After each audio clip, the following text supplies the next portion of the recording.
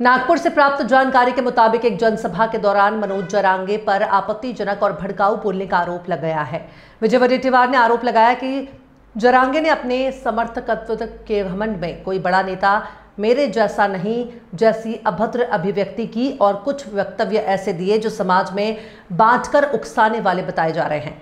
वडेट्टीवार ने कहा कि जरांगे के बयान लोगों को भड़काने और ओबीसी विरोधी माहौल पैदा करने का ताज़ा प्रमाण है और इस तरह की भाषा लोकतांत्रिक विमर्श के अनुरूप नहीं है।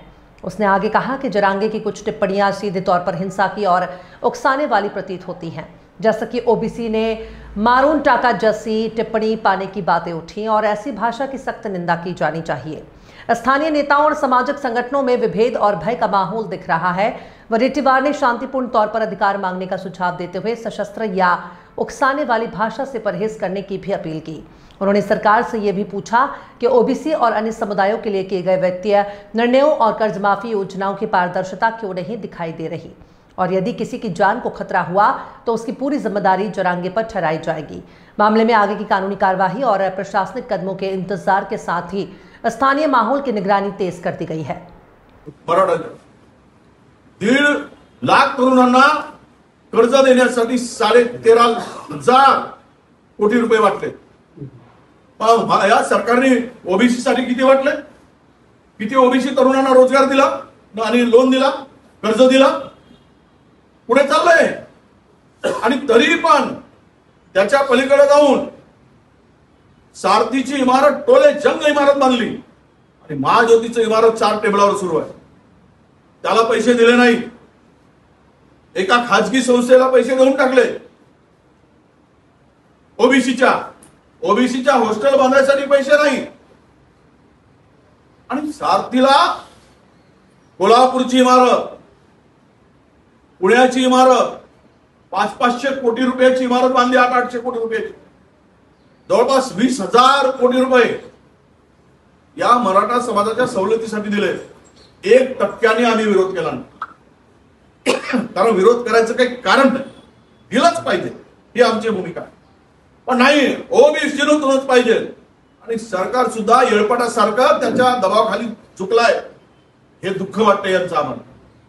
सत्ता भित्ता काय, आमदारकी बिमदारकी आम्हाला काही त्याचं देणं घेणं नाही, राजकारण निजकारण काय पक्षभिक्ष काही देणं घेणं नाही। मी लढतो आहे, ओबीसीच्या हक्कासाठी लढतोय, ओबीसीवर अन्याय होतो म्हणून लढतोय, हे लक्षात घेतलं पाहिजे। मराठ्यांच्या विरोधात जे ओबीसी नेते जातात त्यांची आम्ही गेट करू अशा प्रकारचे वक्तव्य जे ते मनोज जरांगेंनी केले। आता करू देत ना, काय करेल तो मारूनच टाकेल ना, मनोज जरांगे टाकेल ना। त्यापेक्षा काय, ओबीसी समाजाच्या हक्कासाठी लढताना आमचा जीव गेला तरी चालेल। जीव घेणारा कोण आहे आम्ही चिठ्ठी लिहून देऊ, जरांगेला फाशीवर चढवा म्हणून आमचा जीव गेल्यावर पहिली फाशी त्याला द्या, तो आमचा जीव घ्यायला सांगतो ना, तर सरकारने त्याच्यावर कारवाई करेल, गुन्हे दाखल करतील आणि करतील ना, चढवतील ना भाषा। तसंही काही गेलंच आहे, 8 दिवसांनी 10 दिवसांनी बिमारीचा सोंग करतोच तो।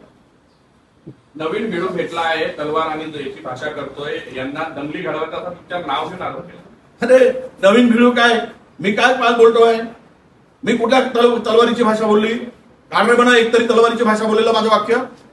मी ज्या वेळेस अंबडमध्ये सभा झाली, कोणी कोयत्याची भाषा केली, मी त्या सभेमध्ये गेलो नाही, दुसऱ्या सभेमध्ये, कारण हे शस्त्राची भाषा आपल्याला जमणार नाही। आम्ही एकमेकांचे महाराष्ट्रात राहतो, एकमेकांच्या आमचे संबंध अनेक वर्षाचे पिढ्यानपिढ्या आहेत। घर म्हणजे गाव म्हणजे आम्ही सगळ्यांच्या एक मंदिरात समान त्या नात्याला जपतो। ह्यामध्ये एक तरी शब्द मला दाखवा की विजय वडेट्टीवारांनी कधी तलवारीची भाषा केली काय, कधी बंदुकीची भाषा केली काय? आम्हाला अजिबात हे जमत नाही आणि संपवून टाकायचाच विचार आहे। मारून टाकायचं, मारून टाका, द्या त्यांच्या हातामध्ये 10-20 टोळक्या आहेत, टोळक्यांचा समूह असेल तर AK-47, मी कालही बोललो, पुन्हा काही एडव्हान्स बंदूक असतील तर देऊन टाका, उडवायला सांगून टाका, मग तुम्ही जिवंत राहा एकटेच। ही जी पद्धत आहे समाजाला भडकवण्याची, हे बंद केलं पाहिजे जरांगे पाटलांनी। हक्का मागायचा आहे तर तुम्ही न्यायिक मागा, आम्ही मागतो लढून, तुम्ही मोर्चे काढले आम्ही मोर्चे काढतो, त्यात काय मोठा गोष्ट आहे? आम्हाला आमच्या अधिकारासाठी लढण्याचा अधिकार आहे लोकशाहीमध्ये। नाही, आम्ही मोर्चा काढणारच नाही, आम्ही बोलूच नाही, म्हणजे तू कोण लागला रे खंडोबा? तूच बोलशील आणि आम्ही बोलणार नाही, हे चुकीचं होत आहे. हे सरकारने लक्षात घेतलं पाहिजे आणि अशा प्रवृत्तीचा बंदोबस्त केला पाहिजे.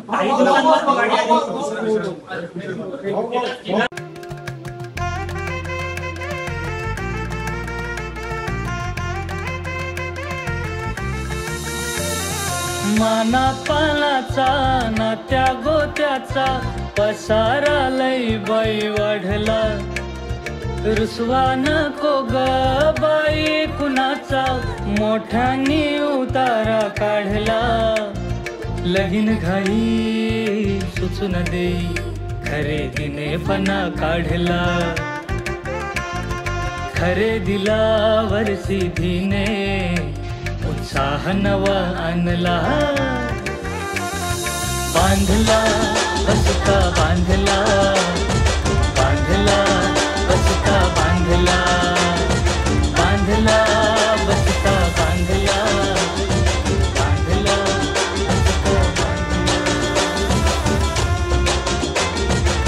कमी किमतीत आणि क्वालिटी सोबत बरं का.